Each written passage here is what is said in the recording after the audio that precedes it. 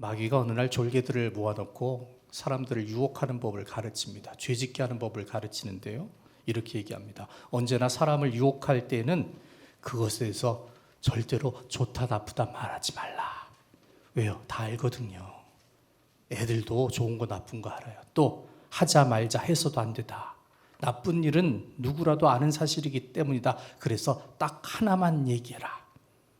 뭘까요? 딱 한 번만 해봐.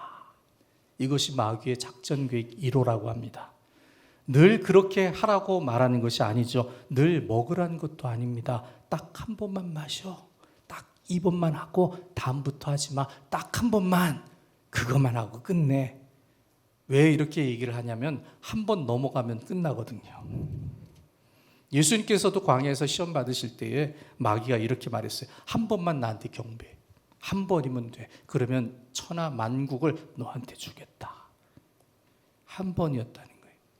한 번만 하면 다 주겠다고 유혹했습니다. 그런데 여러분, 이 한 번이 무섭지 않아요? 오늘까지만 먹을 거야. 그렇게 먹다가 그동안 노력한 것이 다 무용지물이 되지요. 이처럼 마귀의 유혹은 사람으로 딱 한 번 실수하게 합니다. 그리고 어떻게 해요? 우리가 잘 아는 말 있죠. 이왕 버린 몸을 만드는 거예요. 결국 한 번의 실수로 지금까지 지켜왔던 신앙의 길이 엉망이 되지요. 그리고 하나님과의 관계까지 깨집니다. 거기서 끝나지도 않아요. 한 번 시작했더니 멈추질 못하는 거예요. 누가 나를 말려주질 않아요. 나중에 가서는 의지를 상실하죠. 그래서 입버릇처럼 얘기합니다. 냅둬. 이대로 살다가 죽을래. 그래서 포기합니다. 그런데 사람은요, 알아요. 이대로 가면 안 된다는 걸 알거든요. 이대로 되면 나중에 큰일 나지. 이대로 가다간 정말 큰 어려움을 겪지. 혼나지. 그러면서도요, 돌이키질 못해요. 결국은 안 되는 쪽에 서는 자로 그 삶을 살아갑니다. 이스라엘에서는요, 목축을 할 때 양과 염소를 같이 기릅니다. 그 첫 번째 이유가 뭐냐면 양들이 참 이기적이에요. 그래서 서로 친하질 않아요. 좀 못되게 굴어요. 서로 치어서 죽게 만드는 경우가 많이 있거든요. 근데 여름에는 넓은 푸른 풀밭에 풀어놓으니까 상관이 없는데 우리에 넣을 때 날씨가 안 좋아서 가둘 때에 문제가 생겨요. 우리에서 주인이 먹이를 줄 때요, 서로 먹겠다고 한꺼번에 달려듭니다. 그래서 서로 치어 죽어서 깔려 죽는 경우가 있고요. 양은 넘어지면 못 일어나잖아요. 양털이 무거워서. 그러니까 그대로 죽는 경우가 생겨서 그래서 거기다 염소를 넣어둬요. 염소는 흩어져서 양들이 치어 죽는 것을 멈추게 하죠. 왜 그래요?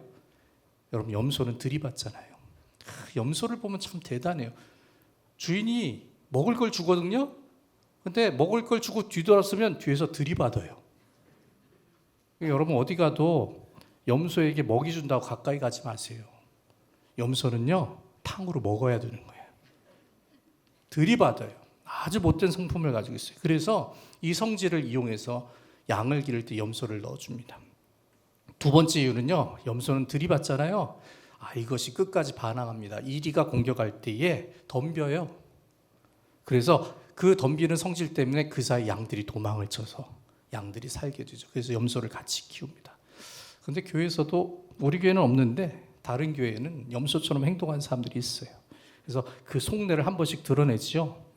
주의 종을 괴롭히기도 하고 성도들을 헐뜯고 미워하기도 하고요. 분란을 일으키긴 합니다. 하지만 이게 염소의 사명이죠. 구약시대에 범죄했던 이스라엘 백성이요, 회개를 안 하고 버티면 하나님께서 항상 염소를 보내셨어요. 그러니까 이스라엘을 징계하기 위해서 블레셋이라는 염소를 보내셔서 이스라엘을 들이받게 하십니다. 그래서 블레셋이 염소의 역할을 합니다. 잠언 16장 4절에 이런 말씀이 있습니다. 여호와께서 온갖 것을 그 쓰임에 적당하게 지으셨나니 악인도 악한 날에 적당하게 하셨느니라. 다 쓰임새가 있다는 거죠. 여러분, 사람은 두 가지로 구분이 됩니다. 양과 같은 하나님 편에 서 있는 사람이 있고요, 염소처럼 마귀 편에서 쓰임을 받는 무리들이 있습니다. 우리는 이 두 가지 모습 중에서 어떤 모습으로 신앙생활을 하고 있는지 살펴봐야 합니다. 주님께서 나중에는 왼편과 오른편에 있는 사람들을 구분하시고 그들을 그 행한 대로 심판하십니다. 오늘 주님께서 그 왼편과 오른편에 있는 사람들에 대해서 이렇게 말씀을 주십니다. 첫 번째가 왼편에 있는 사람들의 특징이 있죠. 그 특징은 세상을 사랑한다는 겁니다. 여러분, 요즘 세상의 특징이 무엇입니까? 탐닉과 중독이에요. 좋은 말로 하면 마니아의 시대죠. 그렇죠? 좋은 취미를 가지면 좋아요. 근데 그 취미 때문에 아무것도 못하면 원망의 대상이 됩니다. 가끔 그런 분들 있어요. 우리 남편이 낚시에 빠져서 아주 괴롭다고. 예, 여러분, 낚시에 빠지면 주일날 교회 못 옵니다.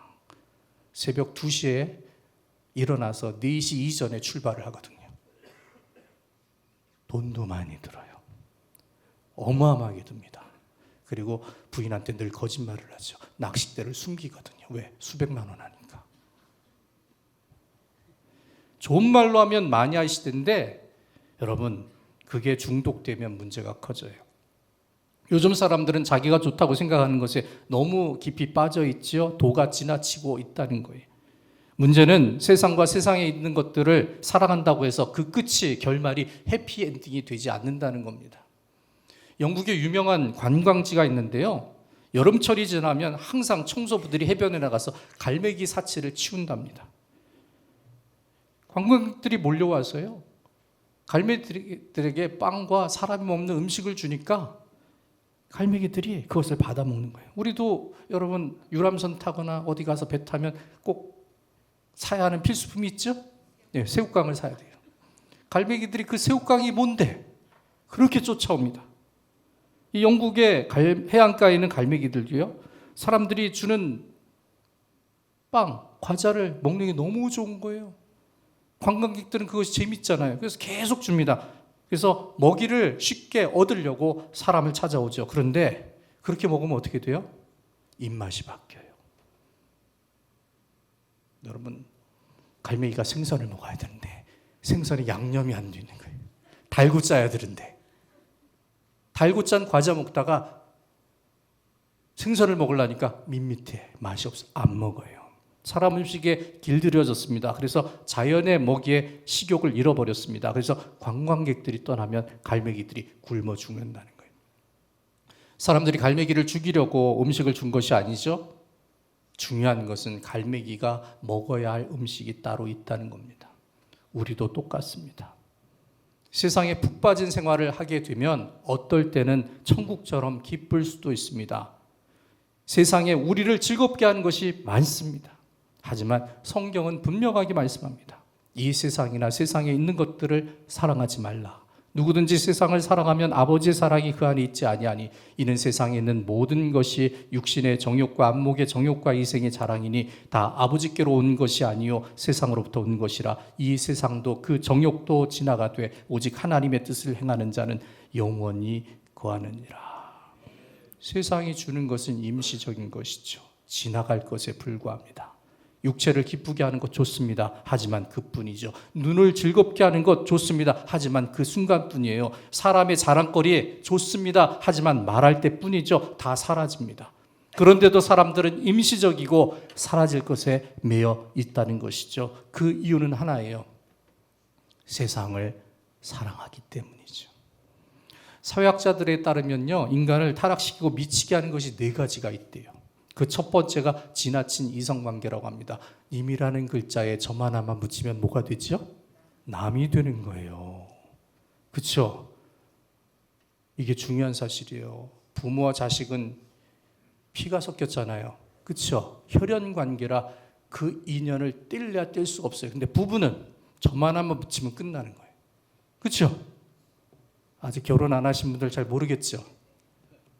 그게 인생이고 그게 관계예요. 그런데도 여기에 사로잡혀서 아무 일도 못한 사람이 있어요. 망가지기도 합니다. 심지어 범죄까지 저지르죠. 살인을 하고 스토킹을 하고 괴롭히는 일들이 많아요. 두 번째는요, 술이에요. 술에 빠지고 중독되면 이성에도 관심이 없다고 합니다. 왜냐하면 술 마시는데 방해가 되기 때문이죠. 그래서 술 좋아하는 사람은요, 여자가 있는 술집에 안 간대요. 술 먹는데 방해가 되니까. 그래서 술꾼은 가정도 자녀도 돌보지 않습니다. 그저 자기를 만족시켜주는 술 한 병이면 만족해합니다. 그렇게 술이 사람을 파괴시키죠. 세 번째는 무엇입니까? 마약이죠. 어느 나라 할 것 없이 마약 문제 때문에 심각하고 우리나라도 예외가 아니죠. 그래서 마약을 하는 사람은 오직 마약에 취하기를 소망해요. 제가 젊었을 때 아르바이트를 하는데 그 아르바이트 집에서 일하시는 여사님이 얘기하더라고요. 자기 젊었을 때 정말 마약에 중독됐었다고 그러더라고요. 옛날에 시골에서 대마를 기르잖아요. 그렇죠? 그래서 그걸로 그 삼배 만들고 그러잖아요. 그러면 그 대마초 먹고 싶어가지고 온갖 핑계를 대고 배가 아프다고 꾀벼 물러서 얻어먹고 그거를 중독된다니. 근데 그걸 먹으면 하루 종일 배가 안 고프대요. 또 귀가 솔깃하신 분 계실지 모르겠는데 안 돼요. 그래서 대꼬챙이처럼 마른다고 하더라고요. 잠도 안 옵니다.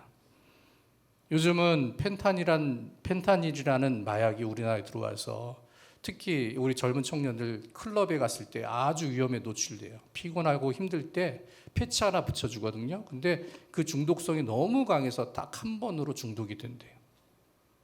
망가지죠. 사람을 조용히 망하게 하는 것이 마약이죠. 쾌락에 빠지게 하고 자는 것도 있고 먹는 것도 있고 거기에서 빠져나오지 못하고 망가뜨리는 거예요. 그리고 넷째로 그보다 더 심각한 것이 있습니다. 도박입니다. 여자와 술과 도박 이 세 가지는 세상에서 항상 사람을 미치게 하는데 그중에 제일은 세 가지가 아니라 도박이랍니다. 마약하는 사람이 도박을 하면 마약을 끊는다고 해요. 왜? 맨정신으로 도박해야 되니까. 그 정도로 도박의 중독성이 크다는 것이죠. 그런데 여러분, 도박이 카지노 같은 도박장에서만 일어나는 것이 아니라는 거예요. 세상에는 도박성을 가진 것이 너무 많죠. 도박하듯이 주식하는 사람이 있습니다. 못 놔요. 초 단위로 본대요. 도박하듯이 유튜브에 빠져서 헤어나오지 못하는 사람도 많아요. 게임도 있어요. 게임에 빠져서 도박보다 무서운 게임의 세계에서 벗어나지 못합니다. 이런 것에 빠져 정신줄 놓고 사는 사람이 있지요. 피폐하게 되고 망가지는 것밖에는 다른 것을 겪게 되지 않습니다. 그런데 세상이 말하는 것도 이와 비슷하죠. 요즘 세상의 세태가 어떠합니까? 얼마 전에는 무엇에 빠지라고 그렇게 얘기하더니 요즘에는 무엇에 미치라고 합니다. 요즘의 세태가 이래요. 여러분, 미치는 것은 좋은 것이 아니에요. 우리는 세상의 일에 미친 사람이 되어서는 안 된다는 거예요. 하나님의 말씀으로 살아야 합니다. 말씀으로 세상의 일들을 지배할 수 있는 신앙의 모토가 있어야 한다는 거예요. 하나님은 사람에게 이렇게 말씀하셨어요. 하나님이 그들에게 복을 주시며 하나님이 그들에게 이르시되 생육하고 번성하여 땅에 충만하라. 땅을 정복하라. 바다의 물고기와 하늘의 새와 땅에 움직이는 모든 생물을 다스리라 하시니라. 그런데 첫사람 아담이요, 선악과란 유혹에 사로잡혀 실패했죠. 딱 한 번만 거기에 넘어갔죠. 그 실패한 이유는 다른 것이 아니에요. 하나님 말씀에서 벗어났기 때문입니다. 안목의 정욕에 사로잡혀서 마음을 빼앗겼고 그 인생을 마귀에게 종속당했습니다. 우리 사는 세상이 호락호락합니까? 그렇지 않습니다. 왜 힘든지 아십니까? 세상은 공중권세 잡은 자의 주권이 미치는 곳이기 때문입니다. 그래서 주님의 말씀대로 세상을 정복하지 아니하면 정복당하죠. 중간은 없어요. 이쪽 아니면 저쪽이죠. 관리하지 아니하면 관리를 당하는 것이죠. 세상은 적당히가 통하지 않습니다. 이기든지 지든지 둘 중에 하나밖에 없지요. 그렇기 때문에 우리는요, 그리스도인이라면 세상을 사랑해서는 안 된다는 거예요. 여러분, 세상은 누가 사랑하시죠? 하나님이 사랑하실 거예요. 제가 앞에 말씀드렸죠. 하나님이 왜 세상을 사랑하십니까? 우리랑 다르기 때문이에요. 우리는 싫어하는 사람 못 만나. 나를 미워하는 사람 왜 만나? 저주는 안 할지라도 관계를 끊어버려요. 다시는 안 봐. 그게 우리의 정서예요. 그렇죠? 누가 내 욕을 한다고? 절대로 안 봐요. 그게 우리의 정서고 우리의 생각이에요. 그런데 하나님은요, 하나님 싫어하고 미워하고 핍박하고 죄 짓는 사람을 사랑하세요. 그게 하나님의 위대함이에요. 건져주려고, 다시 살게 하려고, 망하지 않게 하려고. 그래서 우리랑 다른 거예요. 그래서 여러분, 사람의 사랑을 따라 살아서는 안 돼요. 사람의 사랑은요, 변해요. 그렇죠? 사람의 사랑은 한계가 있어요. 사람의 사랑은 이익이 안 되면 포기하는 경우가 만들어져요. 그런데 하나님은 그렇지 않아요. 그래서 하나님이 세상을 사랑하시는 것이 맞는 거지 우리가 세상을 사랑해서는 안 된다는 것이죠. 세상을 사랑하는 것은 하나님께서 하신 일이지 우리의 일이 아니라는 겁니다. 우리는 어떻게 해야 합니까? 오직 우리는 유혹의 욕심을 따라 썩어져가는 구습을 따르는 옛사람을 벗어버려야 합니다. 그리고 오직 심령이 새롭게 되어 하나님을 따라 의와 진리의 거룩함으로 지으심을 받은 새 사람이 되어야 한다는 거예요. 이게 우리가 할 일이에요. 미국 워싱턴에서 예전에 있었던 사건이에요. 대낮에 주류 판매점에 강도가 들었어요. 술을 파는 가게에 총을 들고 강도가 들어온 건데 대낮이었기 때문에 경찰이 쉽게 그 강도를 잡았어요. 경찰관이 물어봤어요. 어떻게 감히 대낮에 이런 범죄를 저지를 수 있는가? 그랬더니 강도가 이렇게 대답을 합니다. 아유, 경관님, 요즘 세상이 하도 어수선해서요. 밤길에 현금 들고 다니기가 꺼림칙해서 밤에 도둑질을 안 했다는 거예요. 여러분, 세상은 정상이 아니라는 거예요. 여러분, 세상은 오히려 탐욕을 가져다 주는 곳입니다. 거기에 세상은 우리를 사로잡아서 노예처럼 부리려고 하는 곳입니다. 그런 세상을 사랑하면 그런 세상에 놀이가 되고 그런 세상의 노예가 될 뿐입니다. 세상에 속하면 세상에 빼앗기는 인생이 되고 매어있는 노예와 같은 모습이 되죠. 이런 세상의 특징을 로마서에서는 이렇게 말씀하고 있습니다. 기록된 바 의인은 없나니 하나도 없으며 깨닫는 자도 없고 하나님을 찾는 자도 없고 다 치우쳐 함께 무익하게 되고 선을 행하는 자는 없나니 하나도 없도다. 그들의 목구멍은 열린 무덤이요 그 혀로는 속임을 일삼으며 그 입술에는 독사의 독이 있고 그 입에는 저주와 악독이 가득하고 그 발은 피 흘리는데 빠른지라 파멸과 고생이 그 길에 있어 평강의 길을 알지 못하였고 그들의 눈앞에 하나님을 두려워함이 없느니라 함과 같으니라. 여러분, 이런 세상을 우리가 똑같이 따라가서는 안 된다는 거예요. 이런 세상을 목표로 삼아서도 안 된다는 겁니다. 그렇게 하면 파멸과 고생을 만나게 되죠. 그런데도 우리 주변에 이런 세상에 미련을 두고 세상을 바라보고 사는 사람들이 너무 많다는 겁니다. 세상에 지배당하는 모습에서 벗어나야 되는데 오히려 세상을 좋아하고 그 세상에 만족을 둡니다. 그리고 그런 세상에 중독이 됩니다. 결국 세속적인 사람이 되고 말지요. 세상을 사랑해서 세상에 빠지고 세상적인 일들의 생각, 마음, 정신을 빼앗기게 되는 것, 그것이 왼편의 선자들의 특징이 된다는 것을 알아야 합니다. 두 번째는요, 오른편에 있는 사람의 특징이 있어요. 그들은 하나님을 사랑합니다. 신학자 제임스 마핏은 그에 져서 어제라고 하는 책에서요, 신앙생활을 미치는 생활이라고 표현을 했어요. 참 재밌죠? 세상에 미치는 것과 하나님께 미치는 것이 다르다라는 거예요. 고린도 후서 5장 13절에서 사도 바울은 이렇게 말씀합니다. 우리가 만일 미쳤어도 하나님을 위한 것이요. 근데 여기서 우리가 좀 생각해야 할 부분이 있어요. 하나님께 미쳤다는 말은 이성을 잃고 신앙에 중독되었다는 뜻이 아닙니다.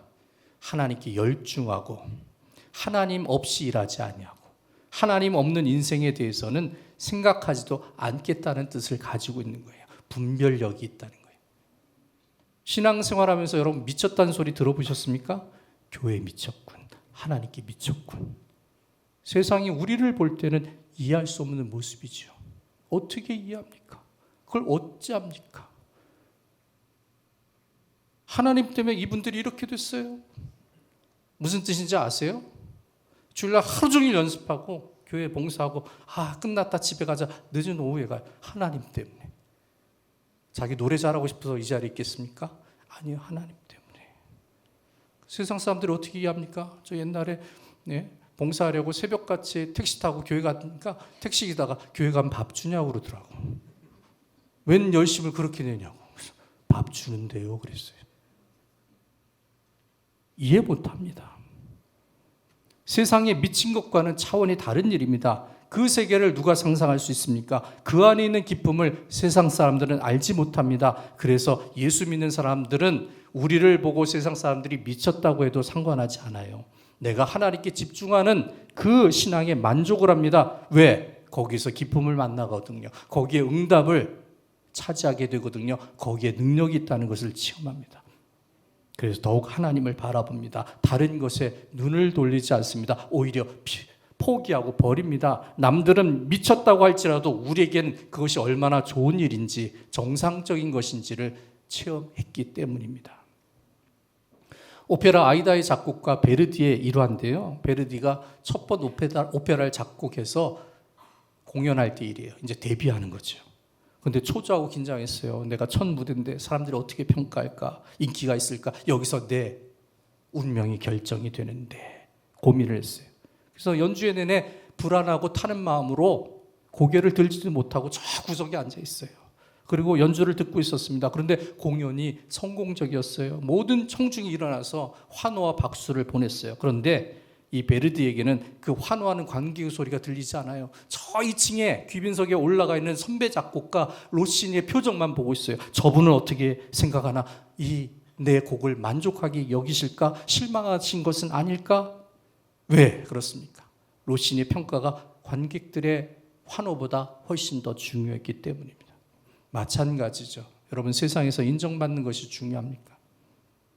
세상에서 멸시를 받아도, 세상에서 우리를 칭찬을 하든 그것은 사실 중요한 일이 아닙니다. 그때뿐이죠.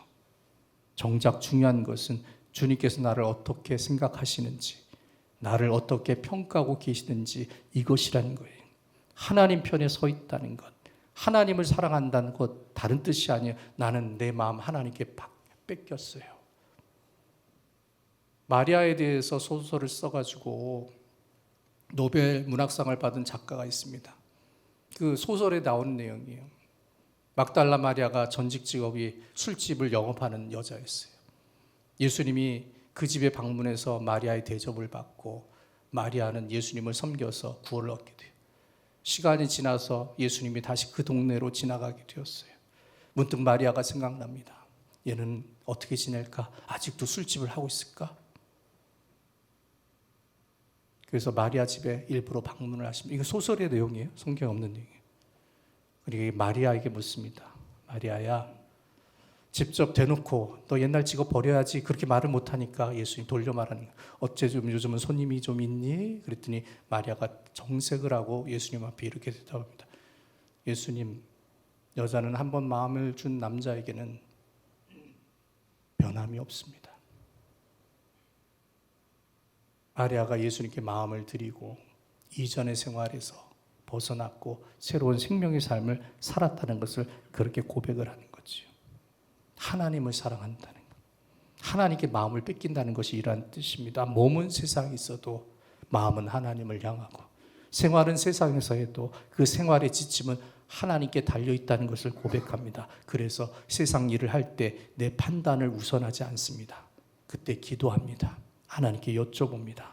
신앙의 방법을 찾습니다. 그리고 하나님이 원하실까? 하나님 기뻐하실까? 생각합니다. 그리고 성령님 도와주세요. 성령의 인도를 구합니다.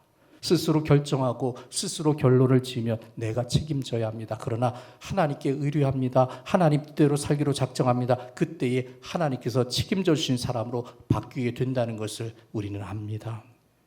왜요? 우리 인생이 하나님 손에 달려있기 때문이죠. 미국 UCLA 대학의 의과대학에서 한 교수가 의대생, 곧 의사가 될 학생들에게 질문을 했어요.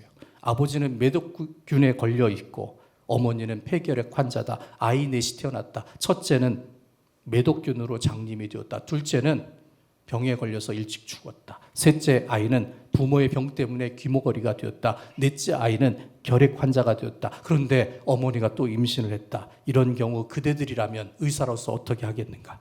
학생들이 다 대답했습니다. 유산시켜야 합니다.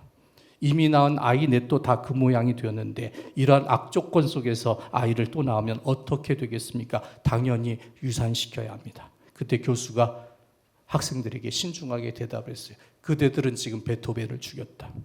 베토벤이 그런 환경에서 태어났어요. 아버지는 매독 환자였고 어머니는 폐결핵을 앓았고 형제들은 다 병들었습니다. 하지만 그 가운데 태어나서 하나님의 은혜를 통해 57년 동안 수많은 불후의 명작을 작곡한 위대한 음악가가 되었습니다. 사람의 판단이 얼마나 어리석습니까? 사람의 생각이 얼마나 잘못되기 쉬운지를 우리가 생각할 수 있어야 합니다. 우리 인생 우리가 판단하는 것 아닙니다. 세상에 그 판단을 맡겨서도 안 됩니다. 세상이 나를 평가하는 그 진단이 정확하지 않아요. 세상에서 잘 된다고 그 결과까지도 결정되지 않습니다. 우리에게는 세상의 인정이 아니라 하나님이 인정해 주시는 그것이 필요합니다. 하나님께서 판단해 주시는 사람, 그 하나님의 손안에 들어있는 사람이 될 때 하나님이 그 인생을 책임져 주십니다. 그래서 좋은 판단이 우리 인생 가운데 이루어질 수 있도록 우리는 무엇을 해야 합니까? 하나님을 붙잡는 믿음의 사람이 되어야 한다는 거예요. 하나님께 묻어가야 한다는 거예요. 조금의 지식이 있다고, 조금 능력이 있다고, 조금 잘 된다고 우쭐거리지 말라는 거예요. 나를 통해서 하나님이 역사하시도록 하나님을 의지하는 믿음으로 살라는 겁니다. 하나님을 사랑해야 하나님을 의지하지요. 하나님을 사랑해야 하나님을 믿을 수 있고 신뢰할 수 있죠. 그 하나님을 사랑할 때 내 인생을 하나님께 맡겨드릴 수 있어요. 어떻게 되겠지가 아니라 하나님이 알아서 해주시겠지. 나는 할 수 없으나 하나님은 하실 수 있으니까. 그래서 하나님을 사랑하고 맡기는 사람으로 살아야 한다는 겁니다. 그게 오른편에 있는 사람들이에요. 예레미야 17장에 말씀합니다. 이스라엘의 소망이신 여호와여, 무릇 주를 버리는 자는 다 수치를 당할 것이라. 무릇 여호와를 떠나는 자는 흙의 기록이 되오리니 이는 생수의 근원이신 여호와를 버림이니이다. 하나님을 즐거워하고 하나님을 사랑할 때 하나님이 약속하셨어요. 내가 너와 함께하리라. 나의 의로운 손으로 너를 붙잡아 주리라. 너를 굳세게 하리라. 참으로 너를 도와주리라. 로마서 8장 28절에도 말씀합니다. 우리가 알거니와 하나님을 사랑하는 자 곧 그의 뜻대로 부르심을 입은 자들에게는 모든 것이 합력하여 선을 이루느니라. 인생은 하나님과 합력하여 선한 열매를 이루는 것에 달려 있습니다. 인생 여정은 믿음에 의해서 곧 하나님을 사랑하는 모양에 따라서 달라지게 된다는 것을 믿으시기 바랍니다. 하나님을 사랑하는 자를 하나님 만져주십니다. 이스라엘 백성이 출애굽한 이후에 40년을 광야에서 헤맨 이유는요, 하나님 때문이 아니에요. 그들의 마음이 변했기 때문이죠. 처음에는 하나님의 기적을 보고 하나님을 좋아했어요. 야, 이렇게 도와주시니까 나 하나님 가까이 할래. 하나님 너무 자기 마음에 들었던 거예요. 그런데 나중에 길이 나빠요. 하나님이 싫어지는 거예요. 원망하는 거죠. 고기가 없다고 불평해요. 애굽에서 고기 먹을 때가 좋았대요. 이 거짓말쟁이들. 여러분, 애굽에서 노예였는데 무슨 고기를 먹어요? 주인의 상에서 상에 올라가는 고기를 훔쳐먹은 자들이었죠. 그 고기를 좋아하는 거예요. 그렇게 불평하고 원망했어요. 그렇게 하나님의 기적을 만나고 하나님을 사랑하는 마음을 버렸어요. 그 때문에 넉넉하면 열흘이면 가는 길, 천천히 걸어도 보름이면 가는 길을 40년 동안 걸어 다닌 거예요. 허송 생활을 하게 된 이유가 뭐예요? 하나님에게서 멀어지니까 인생의 꿈도 멀어지고 인생의 열매도 멀어지고 인생이 잘 되는 성공의 길에도 멀어진 자가 되었다는 겁니다. 저나 여러분이나 다 꿈이 있어요. 소망이 있죠. 그런데 여러분, 꿈과 비전은요, 내 욕심으로 만드는 것이 아니에요. 하나님이 주실 때 그게 진짜예요. 꿈과 비전을 가지고 성취를 하는 것 모두가 사실은 하나님과 연관되어 있죠. 쉽게 얘기해서 믿음에 달려 있습니다. 요셉은 꿈꾸는 자였어요. 그 꿈을 누가 주셨습니까? 하나님이 주셨습니다. 그래서 요셉이 그 꿈을 믿음으로 받아들이고 끝까지 하나님을 버리지 않았습니다. 그때에 하나님이 그를 꿈을 성취하는 자가 되게 하십니다. 성경은 성령이 공급해 주시는 비전과 꿈을 이렇게 말씀합니다. 하나님이 말씀하시기를 말세에 내가 내 영을 모든 육체에 부어주리니 너희의 자녀들은 예언할 것이요 너희의 젊은이들은 환상을 보고 너희의 늙은이들은 꿈을 꾸리라. 그때에 내가 내 영을 내 남종과 여종들에게 부어주리니 그들이 예언할 것이요. 은사를 얘기하는 거 아니에요. 미래를 얘기하는 거예요. 미래에 되어질 일들을 우리에게 꿈으로 보여주시는 거예요. 그래서 하나님께서 우리에게 성령을 부어주시죠. 그런데 하나님과 멀어지면 성령의 역사, 꿈꾸는 역사도 사라지게 된다는 거예요. 꿈꾸는 인생, 비전 있는 인생에서 벗어나게 된다는 것이죠. 로마서 8장 26절에 말씀합니다. 이와 같이 성령도 우리의 연약함을 도와주시니 우리는 마땅히 기도할 바를 알지 못하나 오직 성령이 말할 수 없는 간구와 탄식으로 우리를 위하여 친히 간구하시느니라. 그래서 여러분, 하나님을 사랑하는 것이 인생 승패의 가장 중요한 요인이 된다는 것을 믿어야 합니다. 하나님 없이 세상에서 성공하는 것은 의미 없는 성공에 불과하지요. 성공하기 위해 죄 지은 그 죄값만 크다는 거예요. 잠언에 말씀합니다. 눈이 높은 것과 마음이 교만한 것과 악인의 형통함이 다 죄니라. 눈이 높은 거는 교만하다는 것 우리가 알아요. 그렇죠? 마음이 또 우쭐해서도 잘못됐다는 거 알아요. 근데 악인의 형통함이 왜 질까요?